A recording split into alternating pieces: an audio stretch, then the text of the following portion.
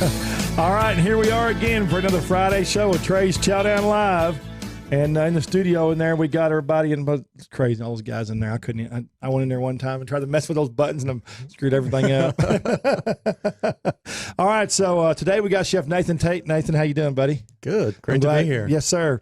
We're going to talk a little bit real close about hot topics first. We've got, again, on June 15th, we have that big Wagyu beef roundup down at Blainstone Lodge, which we're part of. We're sponsoring that. We got 20 celebrity chefs down there. Plus, you can for $150, you can get a team together. And Wagyu is giving the beef. All you have to do is bring the team and how to cook it. And you got a chance to win $2,500 and a trip to Belize. That's not bad, right? That sounds pretty nice. That was pretty good, yeah. And then we got the Taste of Dallas next week, June 7th to the 9th. And tomorrow we got the Food Truck Championships in Graham. I'm going out there for that. I can't wait for that. Some of those food trucks have amazing food. Yeah. It's great. All right, so we're going to get down. We're going to talk a little bit to Nathan here. And Nathan, let me get this done. All right. So glad you came in today, man. Yeah, it's great to be here. I braved the Texas monsoons to get here. Did we try to find it? Weather's been pretty crazy lately. Oh, my gosh. We had so much rain at the ranch this week. I mean, it's just like now the ground's so saturated that if you get 2 inches, it looks like you get 6. Yeah. So it's crazy. It's awful. But we need it. I mean, it'll be good come summertime. Right? Yeah, I just wish they'd spread it out a little bit because in August we're going to be asking for rain. Oh yeah, oh yeah. All right, so let's. You're from Texas. I am. I'm from Rockwall. Rockwall, that's right. Yeah. That's where you grew up. Yeah. Well, you've seen changes in Rockwall, haven't you? Oh boy, born and raised there. I was actually we just got back from a little trip to Florida. Oh yeah, and we were in Sarasota, and there they have this big Ringling Brothers circus museum. Right. So I was telling my kids and my wife I could remember being a kid at elementary school, and a traveling circus would come through right there off of I-30 and set up a circus on I-30 where it's nothing but shopping centers now. Right. And we'd walk down from the school and go to see this little circus that was set up. And it was just nothing but hayfields and stuff back then. I think there was a Dairy Queen. Yeah, Dairy Queen. And maybe there was a McDonald's when I turned about 5. I remember I have this great picture of me as a kid having my birthday, like 5-year-old birthday at McDonald's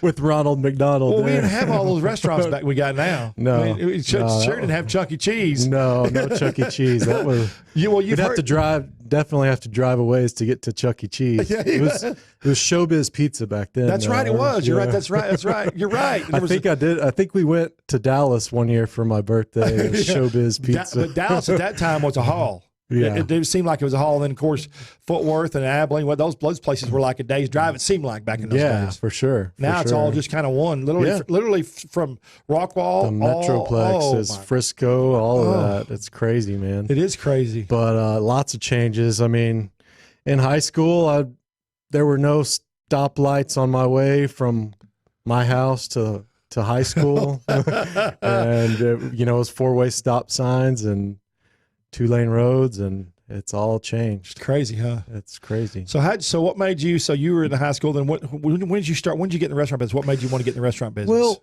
so my mother was always a great cook, and she was just a homemaker.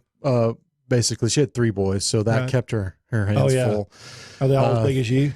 Yeah, I'm the biggest, but they're pretty close. She had to be a cook then. Yeah, and but she had always loved to cook and wanted to open a restaurant. And she got into catering first.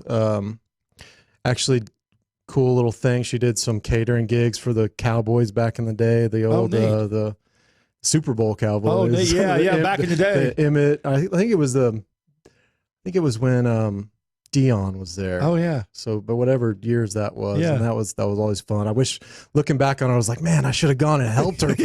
What was I thinking? I don't know why I didn't do that. Yeah. But, Super Bowl, what's that? No, but I was a young kid. But I guess I was in high school or junior high at that time, and but she took over a little place in Rockwall called the Goliad House.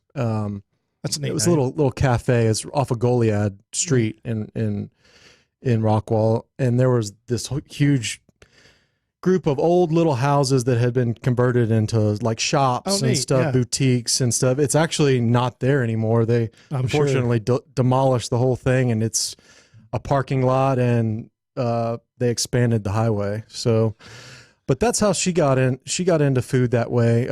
She only had that place for a couple years, and just decided it with the boys, and it was just too tough on her. Yeah. It's something to start late in life. It's kind of difficult, with the hours and everything. Yeah. And there's no time off, that. I was in high school at that time. I guess my younger brother was in middle school, so it was, tough. Yeah. Yeah. But it was cool. And my grandma had always been a really good like Southern cook. Sure. And we always, would have Sunday dinners over there. Yeah. So food was always kind of, in my life, and Right. I always enjoyed eating. Yeah, you and me a both. little too much. Yeah. But that was, and then so in high school I didn't really cook a lot, but when I went off to college, I was always a good student in high school. Sure. Went off to college and joined a fraternity and spent a lot of time at the fraternity house and not a lot of time in the classroom. But I started like playing around with like grilling and like smoking meat and like making beef.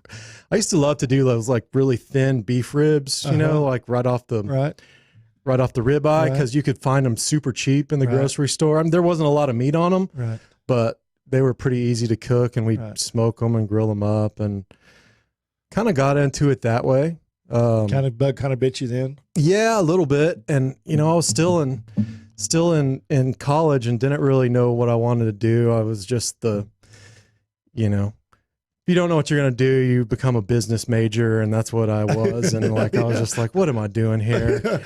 And honestly, it was right around the time 9/11 happened, and I was like, kind of like hit me, like a wake up call, like, man, why am I just wasting my time here? Like I'm wasting my parents' money, wasting my money, all wasting my time. I'm not applying myself here. Right. So I dropped out. Yeah, I did too. I'm sure my parents were terrified, and because I'd always been like, I was like top 10% of my class kind of guy, I was always the good student, and then it just went.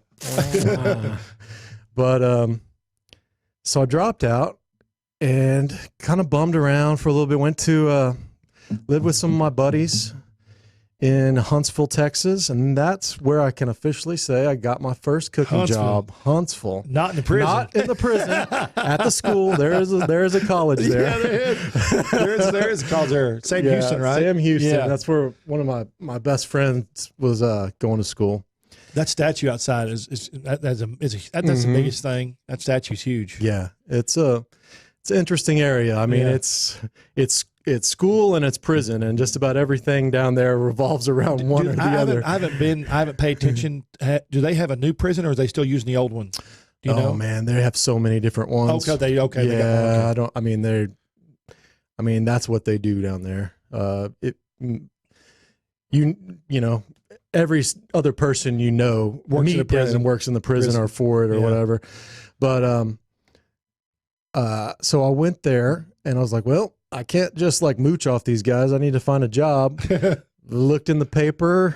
I think it was actually a newspaper. And, and saw that Sonic was hiring. So I was like, you know what?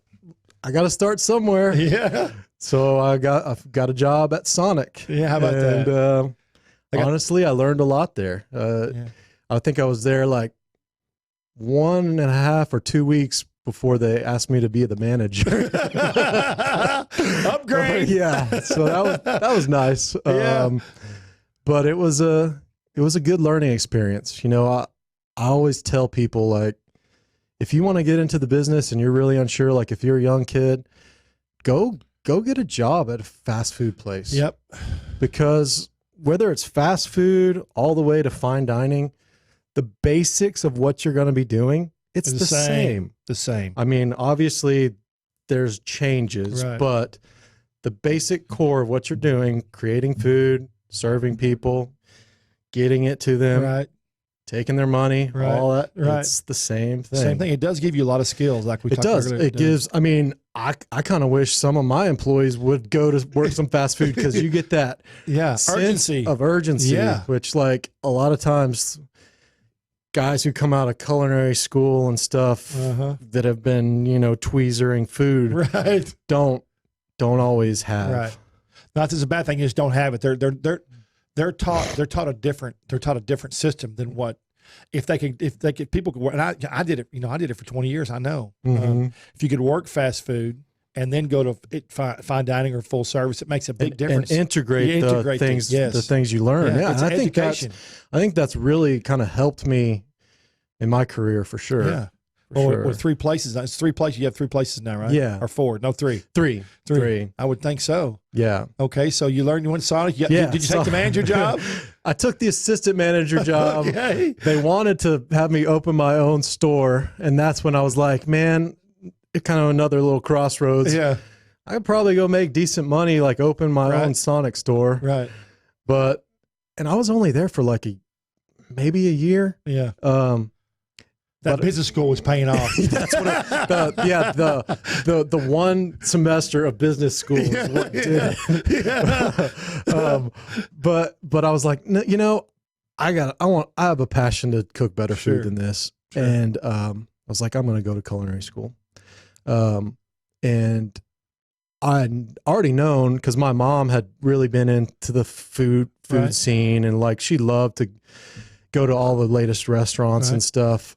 And I already knew that El Centro in Dallas was a great culinary program, especially for the money. It's the only culinary program I would recommend to anyone, honestly. And went to El Centro. Luckily, I already had like all my basic college stuff, so I was only there for like a year or so. Just did the year and a half maybe, and I was working as I was there, moving up in the ranks to wonderful restaurants like Johnny Carino's. Oh yeah, Fuddruckers.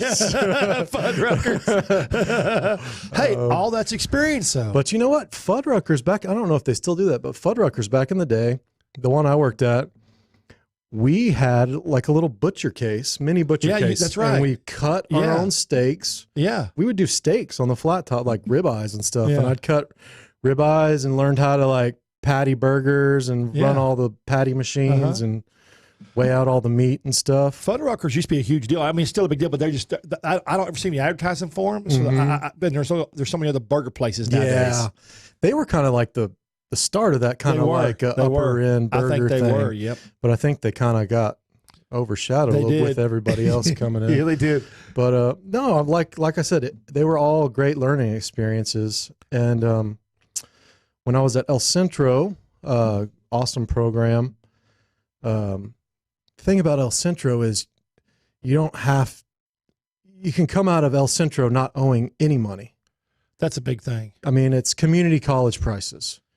And that's a big thing. Yeah. With college with debt anything. now. Yeah. With any, I mean, but it's one thing to come out with a master's degree in a field where you're actually going to make, you have the possibility to make starting out 50 grand a year. Right. No one's coming out of culinary school making 50 grand a year. Right. I haven't met that person yet. Yeah. I mean, no matter where your degree is, when you come out of culinary school, you're going to have to start as a cook. Yeah. You're going to start at the bottom. That's right. So I was trying to, work at places and go to school at the same time. That's where I met. But you were also driven. Yeah. And I think that I always tell people that people ask me all the time, what do you think the difference is between a chef and a cook? And I say passion. They have to be driven, because I think you have to be that next step. You have to be able to want, like you working and going to school at the same time. A lot of people don't want to do that. They just want to go to school. Mm-hmm. And I think you got the basis down while you were in school. So when you finally got graduated, you had a lot underneath your belt. Yeah, of course. I mean, it would be, yeah, it would be like if I would have just been going to school, it'd be like basically starting from scratch. Right. You know, why not try to do both at the same time? And I think even now, last time I was talking to the guys at El Centro, I think they're coming back with like the old apprenticeship program, which they used to do, where, you know, where you're actually getting credit for the whole time you're working as an apprentice. Which makes you want to, what makes you want to go do it. Yeah. Yeah. And you said, you said that's where you met. Oh, that is where I met my first business partner and friend, Randall Copeland. Randall Copeland. Yeah. Big Cat. Big Cat. He was known in Dallas. He was a man about town. Is that for sure. Like Meow Cat or Tiger? Well, he had this tattoo on his arm that I think he regretted getting. Was it Tiger? And I think it was a leopard or a puma. A puma. But it was really not a good tattoo at all. It was a Ruma. It was really tiny and just kind of poorly done. And like, I think that's part of how he got the whole Big Cat. That's funny. Big Cat nickname. That's a great story. Stories, man. That makes up life, though. Yeah. You know? But I mean, he was a really fun loving guy. We were really tight back in the day, and met him at school. He was working at a place called Eastern Hills Country Club over in Garland. And I was like, hey, we need a cook over here. I was like, well, that sounds like a step up from Johnny Carino's. Right. Sure, let's do it. And went in and met the chef, a guy named Keith Champy, old school East Coast guy who gone to the CIA. Oh, yeah. And really learned a lot from him, honestly. Learned a lot of like classic technique and building flavors with sauces and soups and stuff. And at the country club, you always get to do specials. So that kind of gave me a broader range opportunity to branch out and try some of my own stuff. Well, obviously not always successful. But that's how you learn, though. You're not going to you have to make mistakes to learn. I mean, it's just part of it. Yep. For sure. You got to risk it, man. Failing is part of succeeding, I think. Exactly right. That's right. I've never met anyone who's super successful that doesn't have some failures in their past. Yeah, I got lots of them. Me too. We'll get to some of those. I just keep bandaging around to bandage my knees up every time I fall. Just get up and start going again. Right. So let's see, where were we? Randall.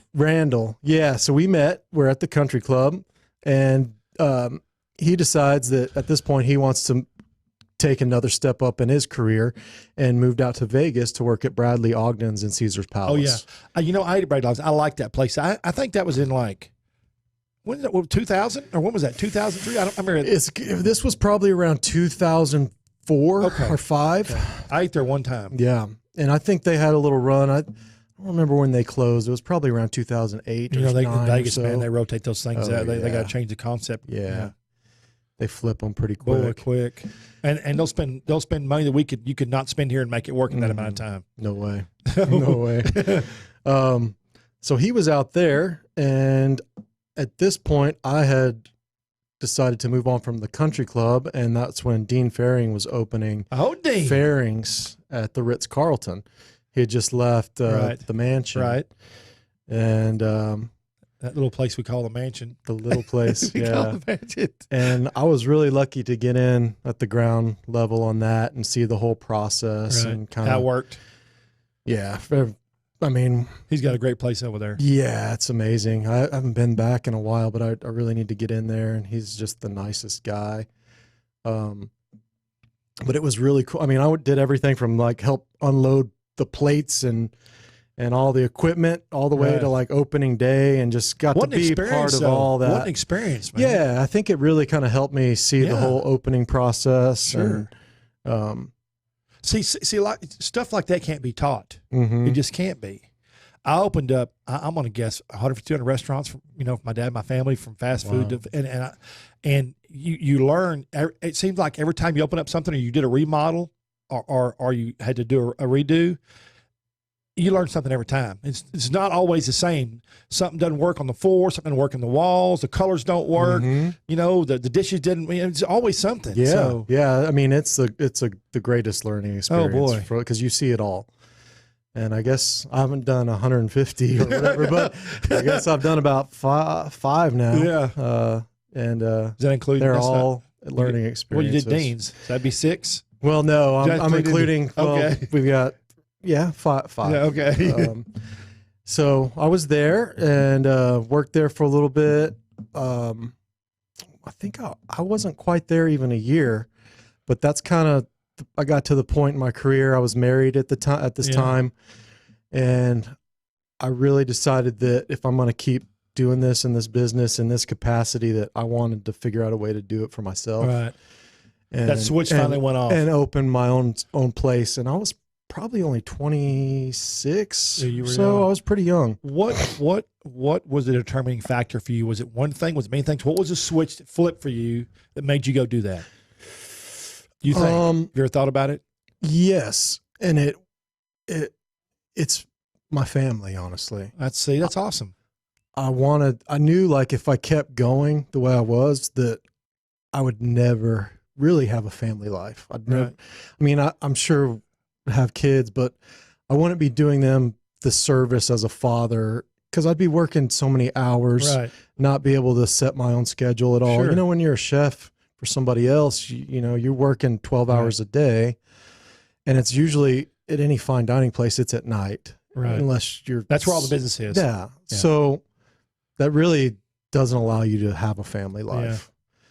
Yeah. And that was really my goal, is to try to figure out a way to set up some restaurants, and so I could see my kids have a, you know. That's a great goal. So you realize a lot of people just don't realize that. I think they realize it, but they don't want to take that risk. They don't want to jump out there and do it. Yeah. And I'm glad I'm glad I realized it before I had kids. Yeah. And I mean, part of it was just at that point I was like, I never see my wife, you know, like this is not going to work. Like, I don't see how people do it. I know they do, but it wasn't for me, you know?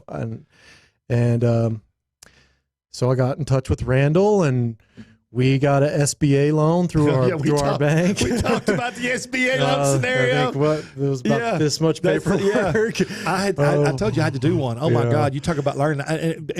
And my dad, we did it because he wanted me to learn.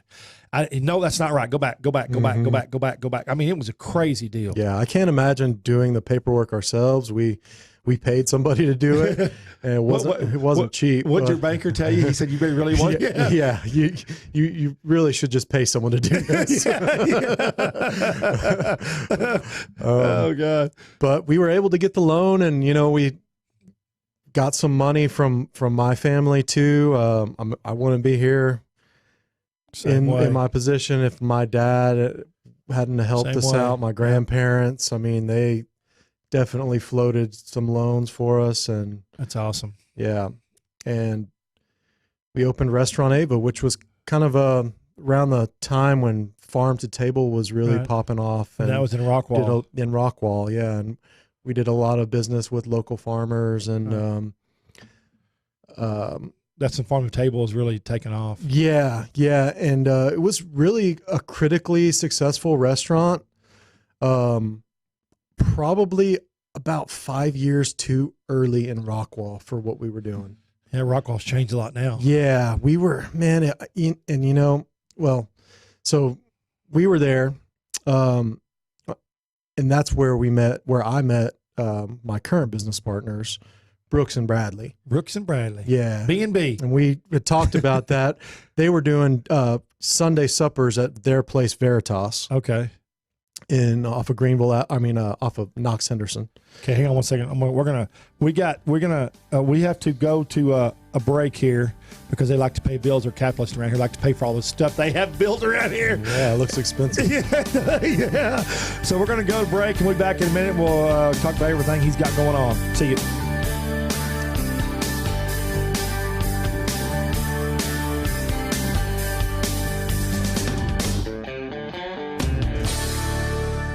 Got an old car? You can donate it, whether it's running or not, to the United Breast Cancer Foundation and save a life. They'll even come and pick it up for free. The United Breast Cancer Foundation has saved hundreds of women's lives through their free or low-cost breast screen exams. But now they need your help. The United Breast Cancer Foundation wants to save more lives through early detection by offering women free or low-cost breast screening exams. And donating your old car, SUV, or truck, whether it's running or not, helps pay for them. Plus, you get a charitable tax deduction. Help the United Breast Cancer Foundation save lives by donating your old car, SUV, or truck. Call now for free pickup. 800-245-0823. 800-245-0823. 800-245-0823. Call right now. That number again is 800-245-0823. It looks like you're losing. I am. Are you losing weight? I am losing. I've lost about 10 pounds. How are you doing it? Funny name, but I've done it with Riduzone. RADUzone.com, and the stuff works. It's, you get into all that, the molecule this and the found in that. All I can tell you is it makes you feel full, and it keeps your mind off of wanting to overeat. And also boosts your metabolism, so you're burning more. Yeah, Try it today. It's going to work for you like it's worked for Brad and countless other people. Riduzone.com. RIDUzone.com. Fast Track Student Loans can get your student loans out of default, stop any wage garnishments, stop collection calls, and stop seizure of your tax refund. Give yourself a break. Stop the stress and get your student loan payments down to as little as $25 a month based on what you can afford to pay. 800-709-4395. 800-709-4395. 800-709-4395. 800-709-4395. All right, and here we are. We're back again for another 30 minutes of Trey's Chow Live with Chef Nathan Tate from Dallas. All right, buddy. All right, so we left off Knox and Henderson.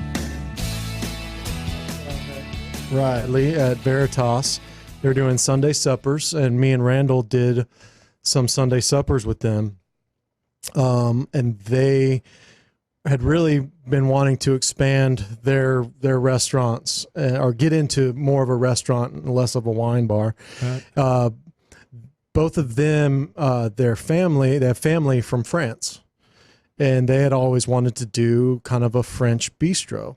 And, I'm not French. You're obviously not. I've never been to France. You're country boy, Texas. I'm from kind of East Texas, not quite East Texas, but pretty damn close to East Texas. But I've cooked all that food. Right. Classic training is French. Right. That's what I was brought up in. Yeah. And I love that food. We got together and we found a location in Bishop Arts way back in the day. I think the only restaurants down there at that time were Bolsa and Tillman's. Yeah. And I think Lucia was just opening. I think they opened a little before us or right around the same time. I don't recall. But this was like 8 years ago. And put a lot of time into the menu, the opening menu, and wanted it to have a little, not be, I knew I didn't want it to be like a strictly French menu because that wouldn't be honest to who I am. Right. So you kind of tweaked it. Definitely has like some Creole and Cajun influences, some Texas influences. So we have a very French name, Boulevardier, but we've never billed ourselves as like a straight up French restaurant. That just sounds sexy, Boulevardier. Yeah, Boulevardier. So me and Brooks were in New Orleans, right? And doing some research for Boulevardier, like research. Eating tons of food and drinking way too much. And I can't do that anymore, but I could back then. And ran across a cocktail called the Boulevardier. And it's a classic cocktail.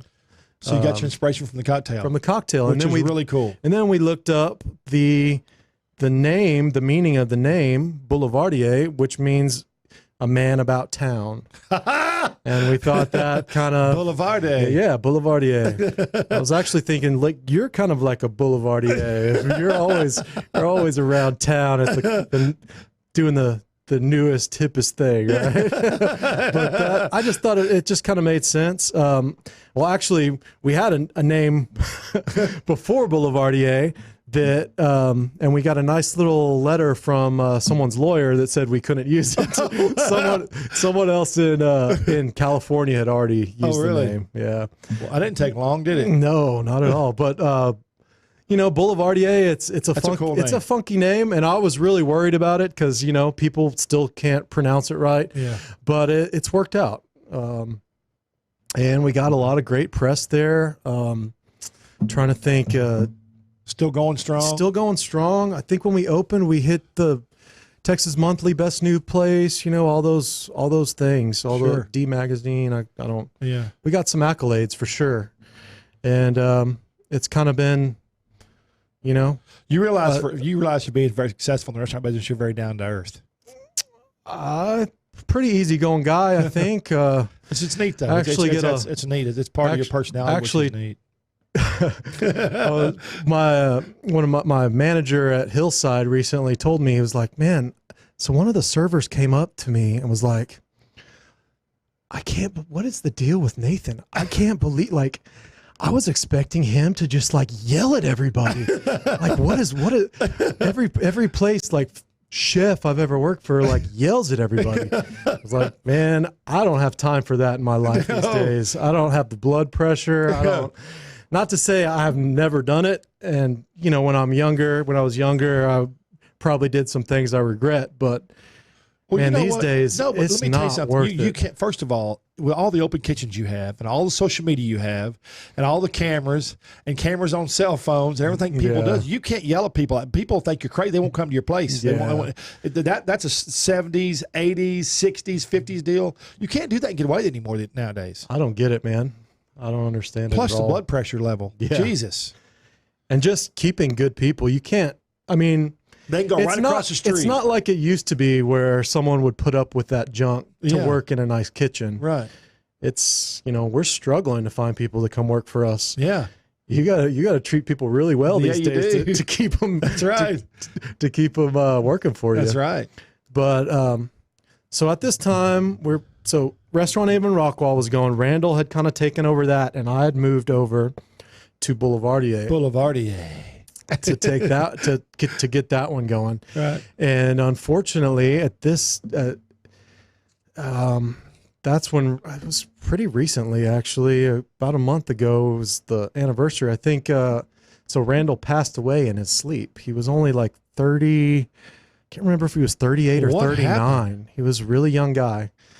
I don't know. No. I don't really want to. I didn't want to dig into it, or that was his family's business. Yeah. I just know he passed away in his sleep. It was really kind of shocking for everybody. The only thing, he was a bigger guy for sure. Yeah. They said his heart was enlarged, but it wasn't something that should have been an immediate, death type thing. Yeah.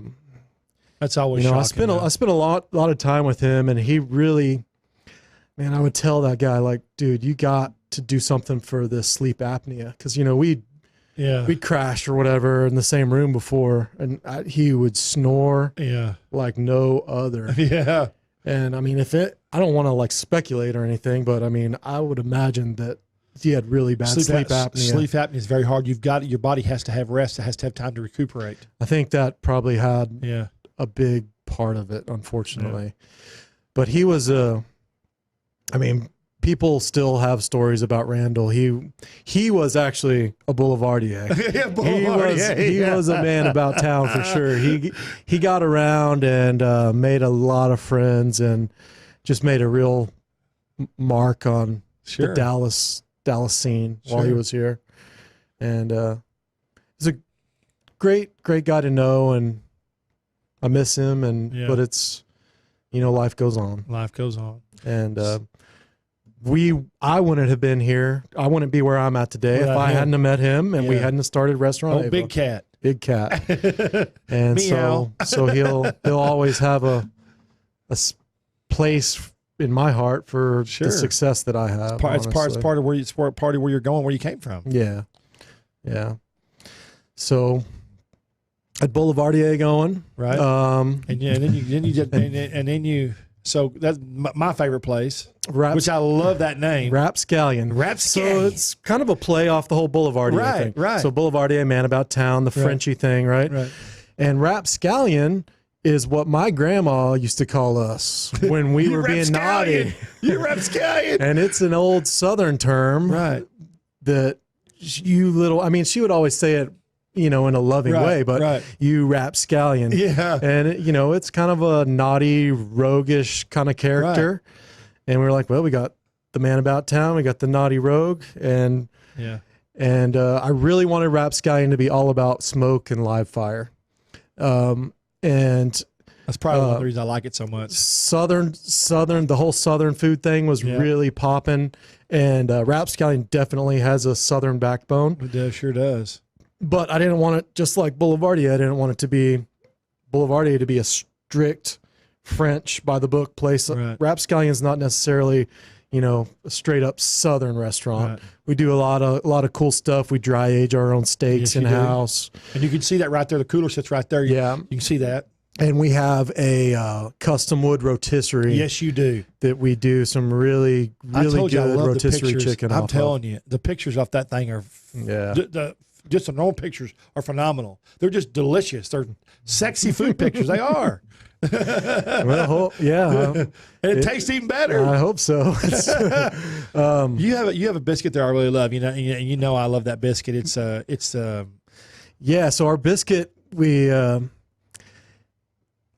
don't want to give the exact recipe, but it's very. I don't want you to give the recipe. No, but it's very similar to a standard buttermilk biscuit, except we do one thing different, and that's add a lot more butter to it. And when we bake it, we make sure that we brush it in butter. It gets basted in butter 3 times during the baking process. That's just sexy food talk. And it's not like it gets a nice crust on it, which is you don't always see with like a biscuit, and it's kind of cake-like inside, but it has that nice buttery crust on the outside. And you also have that spicy chicken that goes. It's a spicy chicken biscuit, right? And it's spicy chicken biscuit, but that's for the brunch menu, right? But we do my version of Nashville hot chicken, right? Which is. And that's why I'm going back to, I didn't want Rapscallion to be just a Southern place. Like I take influences. I love all different types of global food. Once again, me and Brooks were down in Houston doing some research for Well, you like that research, don't you? Yeah. Yeah. But Houston has an amazing like Chinatown or Asian they do. area. I forget what it's called right now, but and we went to this restaurant, Szechuan restaurant called Mala. And Mala is kind of like the mother sauce for Szechuan cuisine. It's that red chili sauce that you see in Szechuan cuisine. Oh, okay. With the chili oil. Right. And we just went there, and like honestly, that was our favorite meal in Houston. We went to all the nice places, and this little hole in the wall Chinese place was our favorite meal. That's a lot of times that's the best. I mean, with the thing about the Szechuan chili sauces, they have Szechuan peppercorn in it, right? Right. And Szechuan peppercorn's not spicy, but it flavorful, and it has this like numbing sensation to it. So when you're eating spicy food, it's like a perfect marriage. Right. So you eat like the spicy chili sauce with the peppercorn in it, kind of numbs your mouth a little bit, and it gives you this like it's hard to describe, but it just makes you want to eat more. Like you can't stop. It's craveable. Right. You can't stop. You don't want to stop to drink water or beer. You just want to eat more of it. Yeah. And we're like, man, this is so good. We got to figure out a way to do this at Rapscallion. And I'd been already playing with, I knew I wanted to do a smoked fried chicken or rotisserie fried chicken. And I'd already been doing like the tea brine, iced tea brine on it. And then we rub it in our barbecue spice, rotisserie it over the wood, pecan wood. Right. And then I came up with a dredge batter for it, and it was really good. But then to take it over the edge, this experience in Houston, it was like, light bulb. Light bulb. Oh, man. And the whole Nashville hot chicken was really hot at that moment, too. It was like, well, screw Nashville hot chicken. That's just a bunch of cayenne pepper. Right. Let's take this really flavorful mala. Right. And I took that mala oil, which has a ton of Asian spices and all kinds of stuff, and then I turned it into a vinaigrette, adding even more aromatics and fresh ginger and all that stuff. And that became our hot chicken, which I think is, I mean, I know I'm a little biased, but I think it's pretty damn good fried chicken. It's delicious. It's delicious. Isn't it neat how the way inspirations, how things are created? Yeah. And it's a long process to get an inspiration for a dish. Just like you got that. Those stories will never be forgotten. Yeah. Because you took time, and that dish. You got to take time. That's the only way to have a one of a kind dish. That's right. That's right. Yeah. And you know what else you have? Passion. I love that word, passion. Yeah. Everybody comes to the show has passion of some sort for something they do. Yeah, and that's important. For sure. It is. But that was kind of going back to the fried chicken thing. It was an aha moment, combining those two, you really think like Szechuan Chinese food and fried chicken. Yeah. But it really works. Yeah, it does work. And, every time I go to Rapscallion, it's full. There's packed, so obviously it's working. Yeah. So you did Rapscallion, and then somehow, Rapscallion's been about 5 years now on Lower Greenville. You just didn't get enough. You had to go do another one, didn't you? Well, we wanted to do something a little more low key, right? A little less labor intensive, a little less overhead involved, a little easier for people, a little more approachable to every. I understand our restaurants are expensive. Yeah, Boulevardier, Rapscallion, not a restaurant someone's going to go to every day. No, and we got to charge that much for what? I mean, I just told you how many steps are on our fried chicken. Yeah. It's not KFC. No, it's not. Our Dairy Queen or Sonic. So if you can imagine all the steps that go into our fried chicken, we gotta charge for it. Well, listen, I'll tell you this much. I talked to Teaser about this. They just had a new article come out, and they did a huge study. Some college did for like a year. And people nowadays will pay for experiences. They want to pay for dining experiences, for drinking experiences, for traveling experiences. That's what they do. They are more worried. The younger generation is less worried about having a home. Some of them don't even want a car. They want food experiences. They want social experiences. They want to be able to travel and eat and drink. And so, at Boulevard and Rapscallion both, you get those experiences. That's true. For sure. Yeah. So now we're at Hillside. And at Hillside, we wanted it to be still an experience, but somewhere where someone could hang out every day too. Right. And we thought that area over there off of Mockingbird and Abrams, kind of edge of Lakewood, was kind of a little untapped area. There wasn't much over there for what we were looking at doing, which was a very straightforward tavern.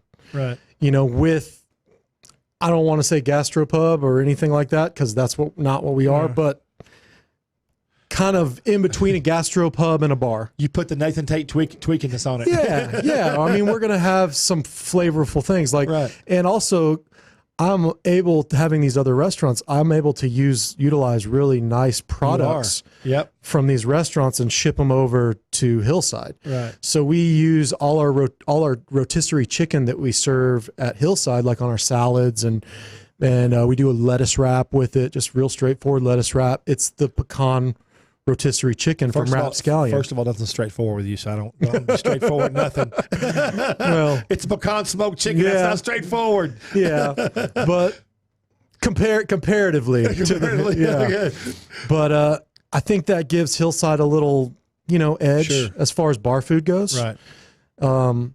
We use that same mala sauce like on our wings and stuff. Wow. So what you're saying is you're between bar food and gastropub. You're somewhere in between. Yeah, I would definitely not call us a gastropub because our menu reads very much straightforward bar food. Right. But it's got some flavor tweaks here and there and some chefy elements, but without being crazy where I have to have a full-time prep crew and no one's there. Labor cost. No one's there cooking chicken all day, so we, all that stuff. Yeah, labor cost. That's huge. Oh boy! I used when we run our restaurants. I heard this for years. They'd walk in, before I got in that position when I was still, because my family my dad made we started cleaning toilets. I mean, we had this one guy who would come in, this older guy. He was old. I mean, when I was younger, he was probably 60. He'd come in and say, "Hey, what's that smell?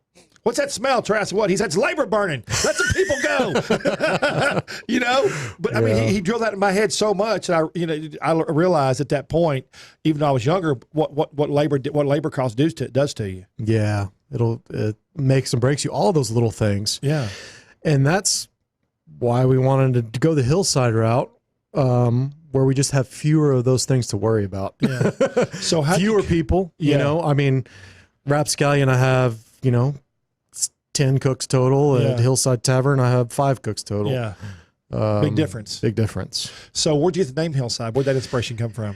So Don't tell me you threw your partner down the hillside, you rolled down, you called Hillside. No, we kind of wanted to go the exact opposite of our other concepts where we kind of got these, esoteric names. Right. And Hillside Tavern is the shopping center that Hillside. You serious? It's Hillside Shopping Center. That's the only simple thing you have. Tavern. That's it, man. So we were like, let's just, this is our simple concept. Let's just not overthink it. Right.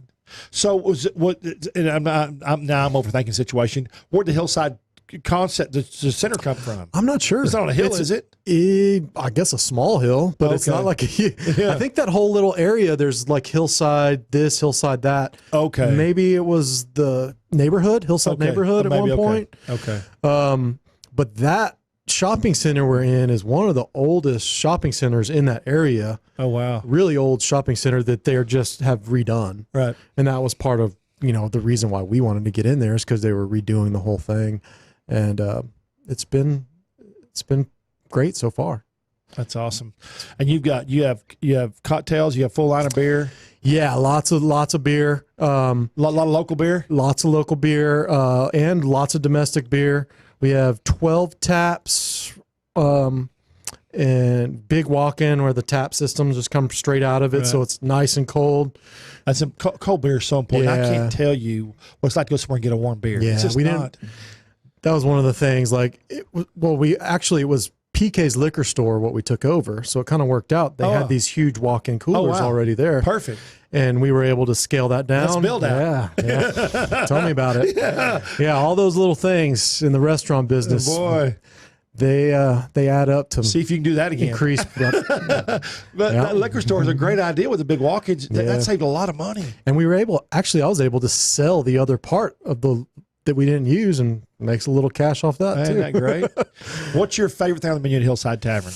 Here's one of my questions to answer. Hillside, it's hard to pick, but you said the wings with the mala sauce. Is that good? Those are really good.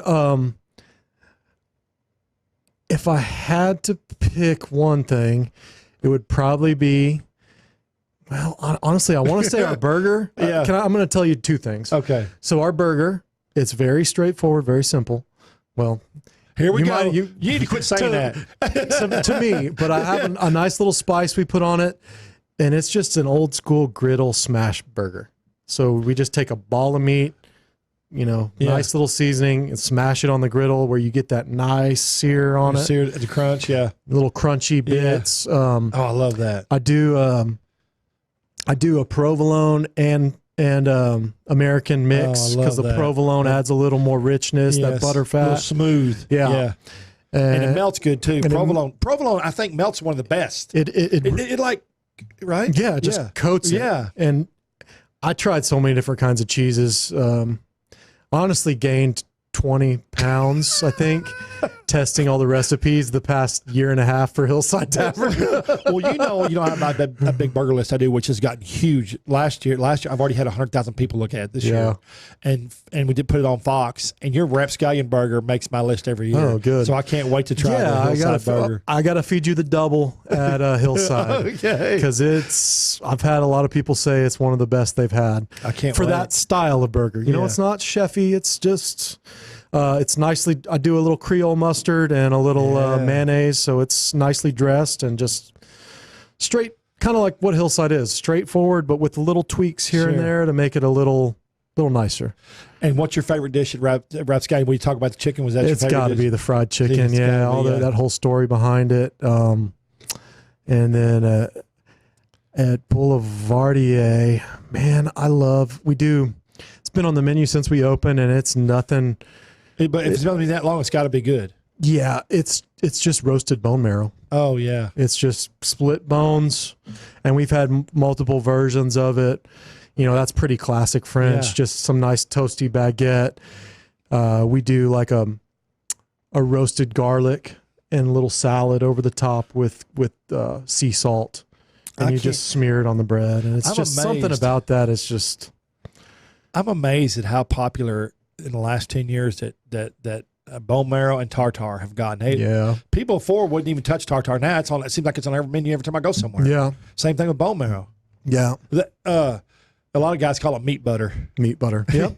Yeah. Beef butter. Beef meat butter. Yeah. Yeah, it's really good.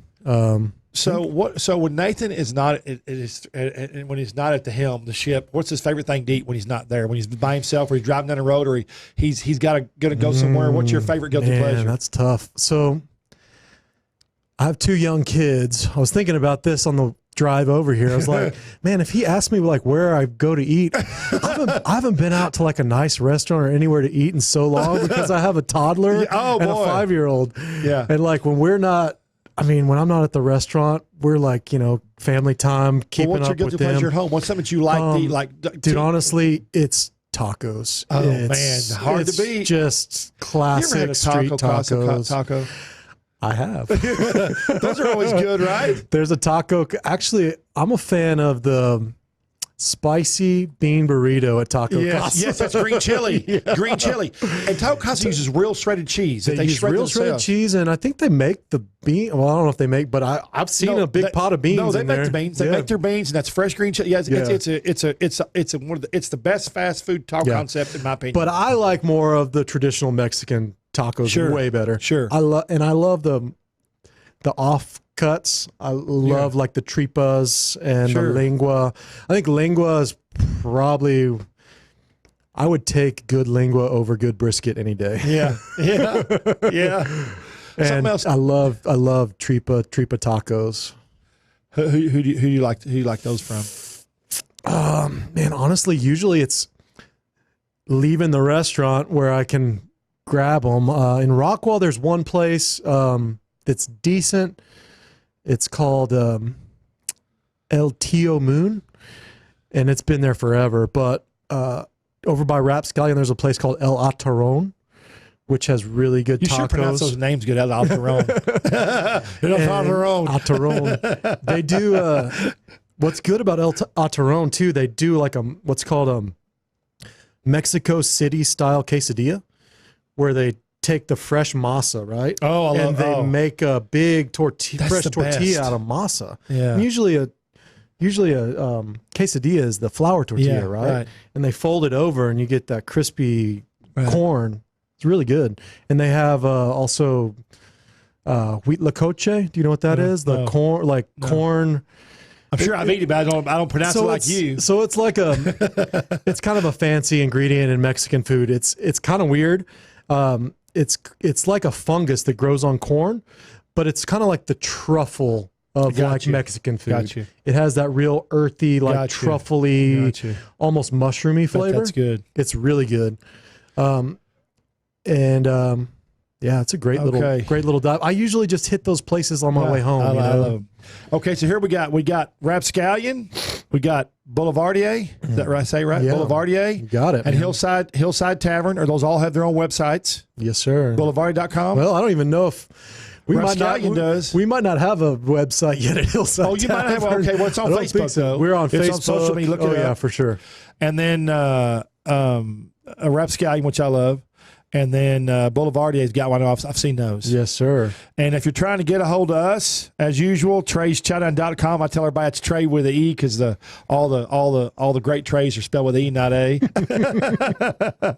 And of course, we're on the Spoonie Network. And if y'all have not been to the Spoonie Network, you really got to check it out. These guys spend a lot of time a lot of money, and hell, they gave me my own show, which is kind of hard to believe still to this day, but they did. So check out the Spoon Network, but I want y'all to check out, be sure and go to BlainstoneLodge.com, please. That's a big thing we're doing. It's a big production, and that's 2 weekends from now. So Blainstone.com. And please check out Nathan's Restaurants one more time. Boulevardier. I love that. Boulevardier. You got it, man. I was saying it wrong. You already got the pronunciation down. Boulevardier, Rapscallion, Hillside Are you sure Tavern. you're not from France? Yeah, right. Yeah, right. Let me say it. That cow's footwear I'm taking, like, I'm not from France. So we're going to be here next Friday, y'all. Trey Shine Live, 10 a.m. Come back and see us. Nathan, thanks, buddy. I appreciate it. It was great. Appreciate it.